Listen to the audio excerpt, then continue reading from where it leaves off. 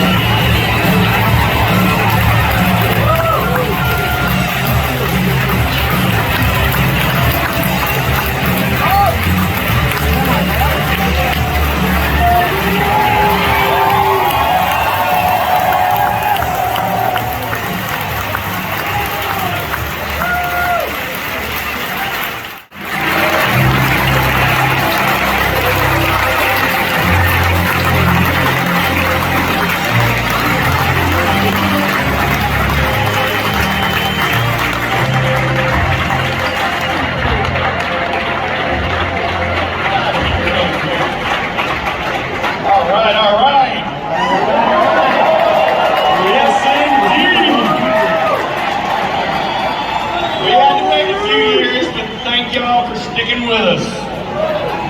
I want to thank you guys so much for being here, and also want to thank the Giants organization. They have been a huge part of my life, and it has been an amazing time. I want to especially thank Larry Bear, Rob Dean, Mario Aliotto, and the current Giants ownership group for bringing on this jersey retirement ceremony. I definitely want to thank my family, Lisa, my daughter Ella, my son Trey. You guys have been my life and my main priority. Thank you, Lisa, for the gorgeous family we have and the life we share. You have been the foundation of our family and holding down the fort while I was on the road. Trey, my man, my baseball buddy. Thank you for all the wonderful memories we've had, and we're going to do even more moving forward. Ella, I'm so proud of you turning into the gorgeous young lady that you are and going to LSU. I really look forward to even more fun times and what your future entails. Scott, you have a gorgeous family on your own right, and I thank you for living out all the stuff that Dad taught us. You have been my right-hand man, and I truly appreciate it. There's a few friends here, about 140 from New Orleans and everywhere else. They're all over there somewhere, but I'm going to name off a few names if you don't mind. So, Rob, Steve, Ricky, Tommy, Eric, Little Jude, George, Barry, Buddy, Holly, Rhett, Mark, Nita, Bill, Clark, Mike, LT, Jay, Davis, Phil, Tommy, Louie, and Claude are just a few of the names of the many friends that I've had that have influenced my life. Josh, you and I have been best friends since my rookie year, and you do not know how much I value your friendship. I love you to death. You're the big brother I never had, and thank you for your guidance. Eric Burns, brother, thank you so much for leading the charge in getting this jersey retirement ceremony rolling. I enjoyed your Major League career, and I'm having a blast with our current No Filter podcast. Gary Butera, you're a guy that took a skinny left-handed hitter from Jesuit High School in New Orleans who stood on top of the plate and bailed and wailed. You backed him off, you closed him up, and you made him use the whole field, which was the biggest and best swing adjustment I ever made, and led directly to a college and professional career. Thank you so much for your guidance and patience. Ron Polk was my college coach at Mississippi State for 3 years and taught me the X's and O's of the game. You always knew where you had to be on the field at all times, and my 3 years at Mississippi State were an absolute blast because of that man. Bob Lurie saved the San Francisco Giants. And he was the best owner to play for. Al Rosen was our general manager and the man that gave me my shot in professional baseball. He made me change my swing in mid-career, and it wound up being the best advice I ever got. Roger Crane, the hum baby. He was my manager and my dad away from home. He showed me tough love and expected results.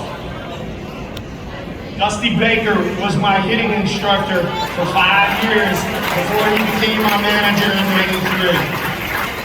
Everything we did together just clicked.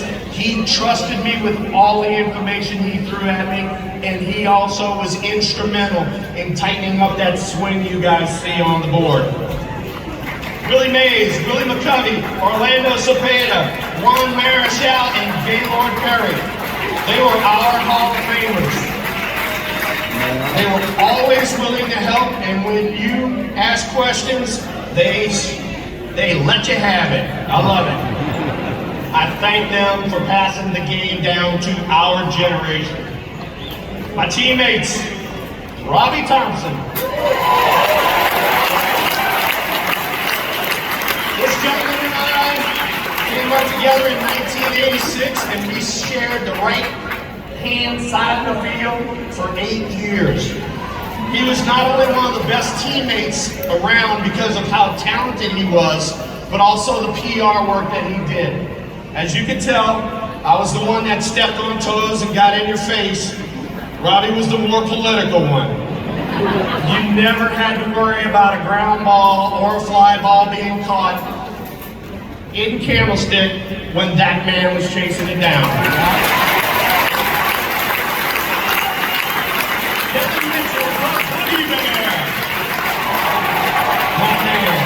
Oh my goodness. He was an absolute joy to be around, not only because of how talented he was, because you never knew what he was going to say that was going to make you double over laughing.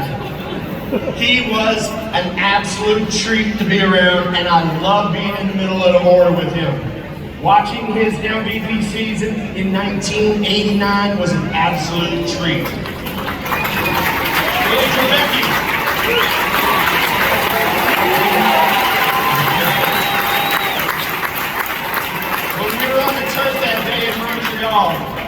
We didn't know how much our lives would change. That day made me change my priorities, and I love you and your wife Jan to death. Not only are you an unbelievable competitor and athlete, but you are truly one of the best human beings I've ever met.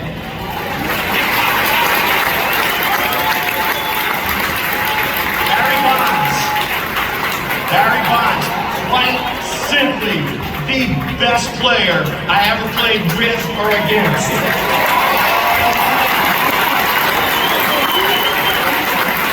It was astonishing being on the field with him and seeing what he could do on an everyday basis. It was unbelievable watching how talented that man was. Sorry we were not able to be teammates for a longer period of time, and also sorry we couldn't go a little further in '93. But watching your MVP year in '93 was utterly awe-inspiring. Who's going?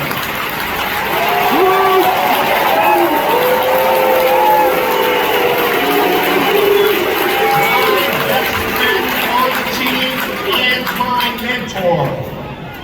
He and his wife Jennifer took me in as part of their family. I became Uncle Will to their kids, and Mike taught me how to play professional baseball and be a pro.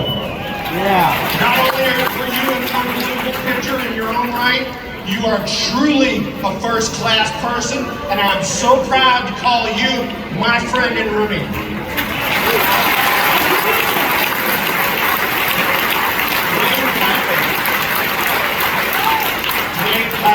Another one of my mentors, even though we not get a chance to be on the same field together. I love being around him and his family and soaking up all of his baseball knowledge. Jeffrey Leonard, the Hack Man. Another one of our veterans, another one of our mentors, and a huge reason that we made the playoffs in 1987 because of that man.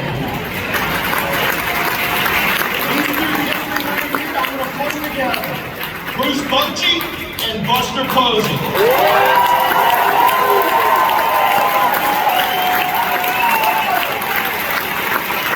Watching what we did in this organization and watching you two gentlemen win us 3 world championships.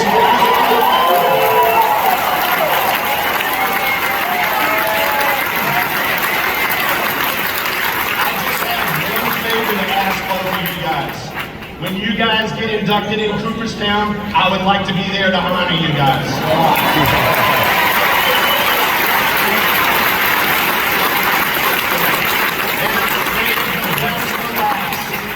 Mike Murphy.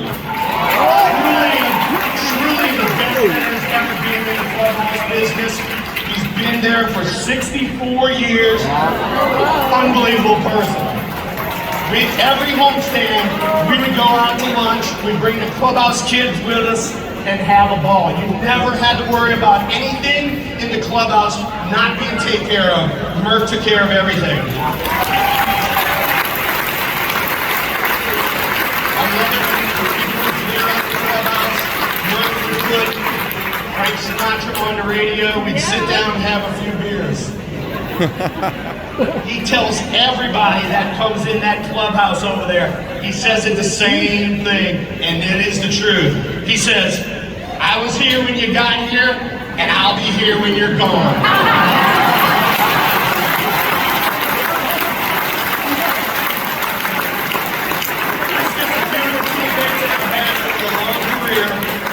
And having that number up on the board up there, part of my teammates goes up there with me, because this job right here, you cannot do it without the support of your teammates. It is the ultimate team game with a bunch of individuals. This is gonna sound a little funny because of the beautiful place we're in right now, but I have to thank Candlestick Park.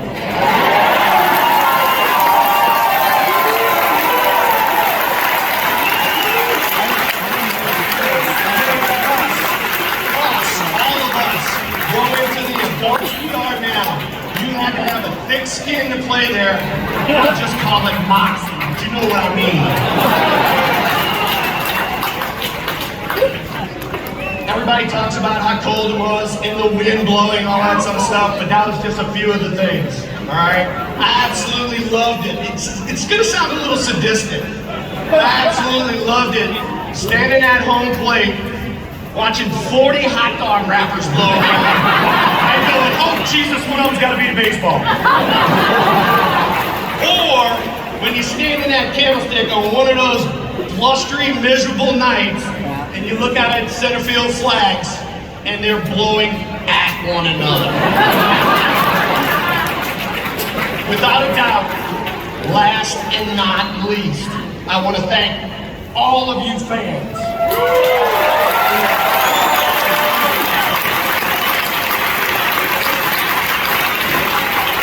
Thank you guys for sticking with us.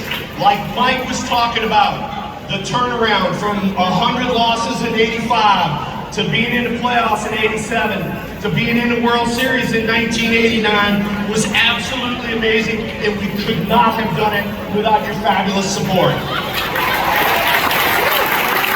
You guys made playing at Candlestick so much easier. I want to thank you guys for coming out, bearing all the elements, and watching a change in this organization. You guys are such knowledgeable baseball people, and it was my pleasure to play in front of you guys.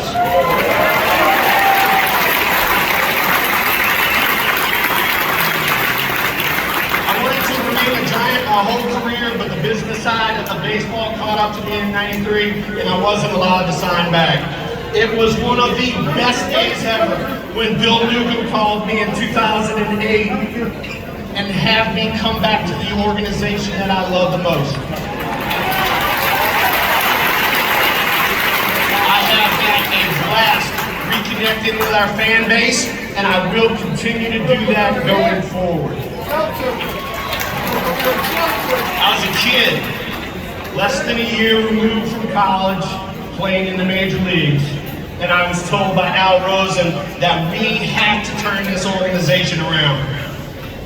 I absolutely hate to lose, all the way till today, and I've only been on one losing team in my entire life. When I grew up, there were no participation trophies, and you had to earn it.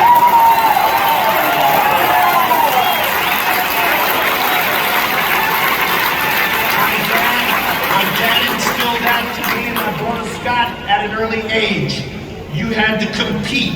We competed in everything. I absolutely love being on the fresh cut green grass with the eye black on, in the sunshine, trying to dead center a baseball and find that green grass out there. I wanted the bat in my hands when the stuff was on the line. When it was time for the big boys to grow up, I wanted to be there. This right here is my Hall of Fame. And to be recognized with the incredible names of this historical franchise is beyond belief. I always wanted to win and have others around me be winners. We all did that together here. I am Will the Throw Clark.